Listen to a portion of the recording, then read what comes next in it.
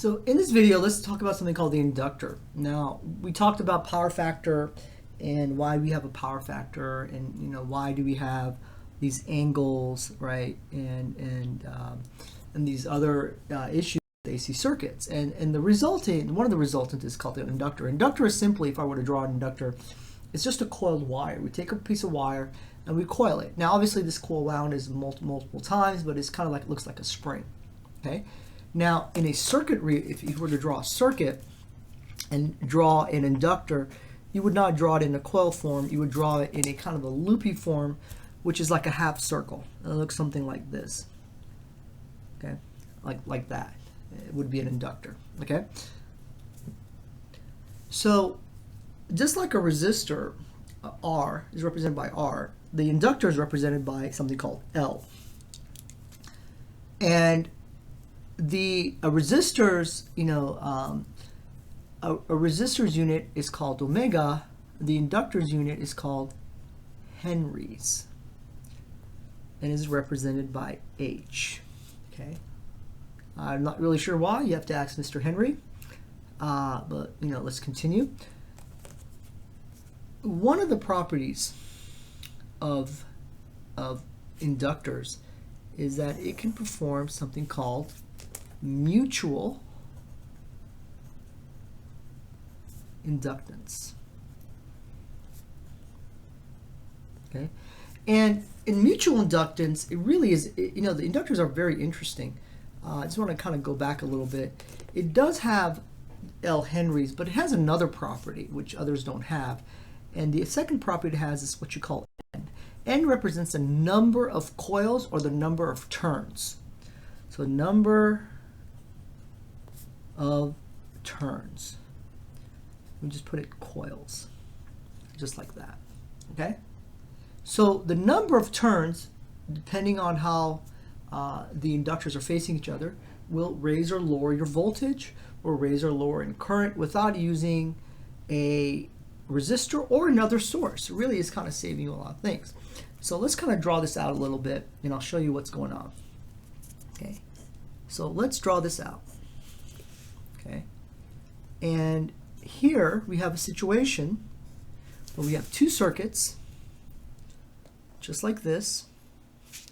Okay, but now they're transmitting something. Okay, so this circuit, let's say, has, and we'll just have this as AC voltage only, because you cannot do this in DC at all. So we'll say it's AC. We'll see it's an AC voltage. Okay, and we call it VS, right? We just go like, so that's what you can look at AC voltage looks like. Okay, and here it has an inductor, just like this. It has an inductor, just like this. Okay, and these inductors, obviously, this is not well drawn. Let me redraw this real quick. Probably maybe find a way to draw it better for you. Okay, so it looks really weird.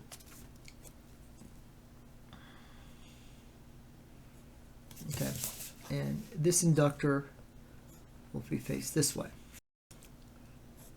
Okay, and here, here, here, here, here, here. That was a little better. Okay, and this VS, we can call it, let's just call it V1. Okay, so this VS is known as V1. All right, and here we have something called a V2. Okay, and this one, obviously, this inductor here has what? N1 coils. Okay, this inductor here has N2 coils. Okay, so we can now raise or lower voltage from one source to another. So let's give an example of how we can raise or lower voltage. The equation for this is V1 over N1 equals V2 over N2. That's our equation. Okay, so let's just say, in certain situations, you want to raise the voltage in, let's say, something not for non-lethal, right? So let's say for something, example of a police taser.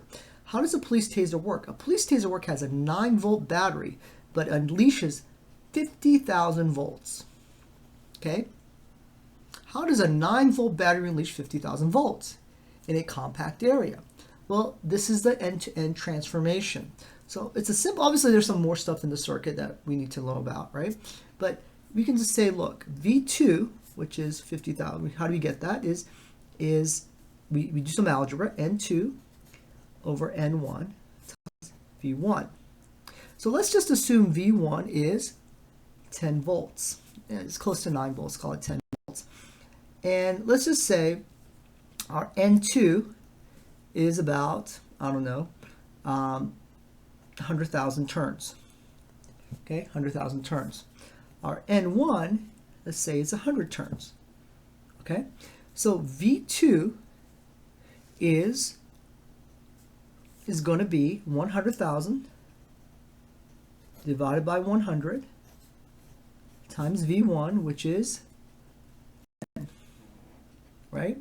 So now V2, if we just do the math real quick, right, we can knock off this right here at a 0. So it's going to be 10,000 volts. Okay. Now obviously there has to be a 5 factor here, right? But you get the idea, right? As you increase the number of coils on N2 on the receiving end, you will increase the voltage. So that is an example of how mutual inductance works, right? But let's just say you have another situation where you're dropping voltage across. Okay. What's an example of someone dropping voltage across? An example is, in a transmission, you're going from, let's say, 1,000 kilovolts from a 1,000 kilovolts from a source for, let's say, your power station to a 480 volts, right?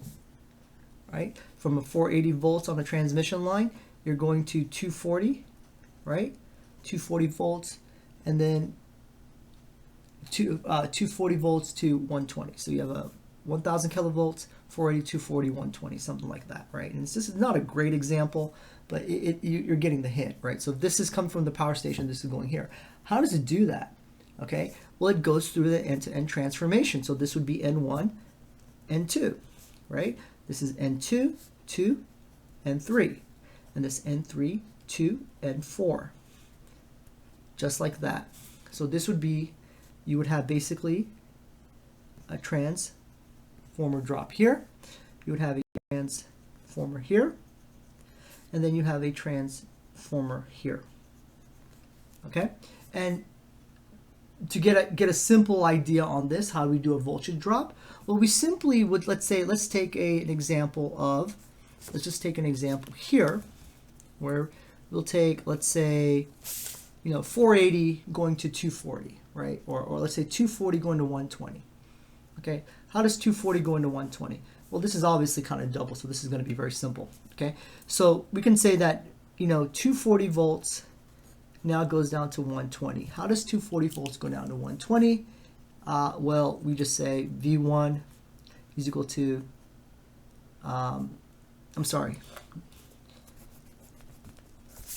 we have V1 N1 over V2 N2. So we say V2 is equal to N2 over N1 times V2, right? So obviously V2 would be 120. So V2 N2 over N1 times V1. This is really getting really weird here. Okay, so from here you simply write V2 is going to be, you want to double 120. So you would say, you obviously want to take 240 and drop it. Okay, so you would need a 1-to-2 ratio on the top. Okay, what kind of 1-to-2 ratio would you need? Well, let's just say this is, 500 turns, right? And this is 1,000 turns, just to give an example, right? So our V1 would be 240, N1 would be what? 1,000, and then N2 would be 500, right? And so that would give us, if you do the math, that's 1/2 of 240. So our V2 is now 120 volts. Okay. So these are just examples how these things work. Okay.